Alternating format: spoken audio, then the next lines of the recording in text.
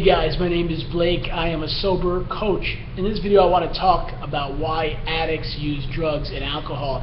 I was at the bookstore with my daughter and son this week, and I met a woman, and I was telling her about my 27-year-old brother who died of a heroin overdose, and she said, I don't get it. Why do people do drugs? Don't they understand that it's dangerous? And the reality is, when someone's brain is chemically addicted to drugs or alcohol, they cannot think rationally about the reality and the danger of what they are about to do. For example, when my brother used heroin, he knew that there was toxic heroin around.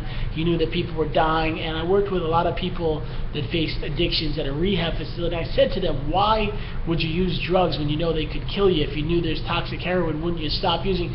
And they said, listen, you don't get it. The way our brain works is the stronger the drug, the more risky it is, the more dangerous it is, the better the high and the more we want it. There is often, for those with addiction, mental illness, they don't see things the same way you do. You might see someone and they're having a bottle of vodka, and in your head you're saying, wait a second, you're going to kill yourself, you're going to eat up your liver, you're going to die, you're going to possibly have alcohol poisoning. But the way their brain works is they need it. They have that deep-seated feeling in their mind that they will do whatever it takes to have the alcohol, and the brain rationalizes that they need the alcohol, and they forget about the danger or the toxicity or the damage they're doing. You can say to them, hey, you need to get help, and a lot of times they won't see the problem. I was talking with someone at the rehab, and he was a young guy in his 20s, and he already had major liver problems, and he said he almost died a few times. And I said, don't you get it that you're killing yourself? He said, I get it.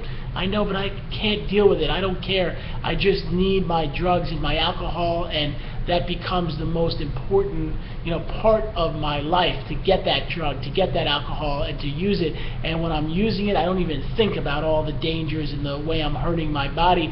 And I said to this young man, look at me. You saw me while I was working here lose my brother to a heroin overdose. He's about the same age as you. Don't you see that you're killing yourself? And he slowly started to get it, but it took him a long time. He had to be in a rehab for 60 days. He had to, when he came out, do 60 Alcoholics Anonymous meetings in 2 months, and he needed to find a sober house to live where there were no drugs or alcohol. He needed to avoid the environment where there were other people using drugs and alcohol, stay away from the friends that hurt him. But he went on to rebuild his life, and so can you or anyone else that you're dealing with that faces these issues. I wrote a great book called Depression, Bipolar, and Heroin. It shares about the lessons I've learned helping those with addiction, as well as my brother's death. You can find it on my website. We do sober coaching and support those with these issues. You can find my website called bipolaronline.com, bipolaronline.com.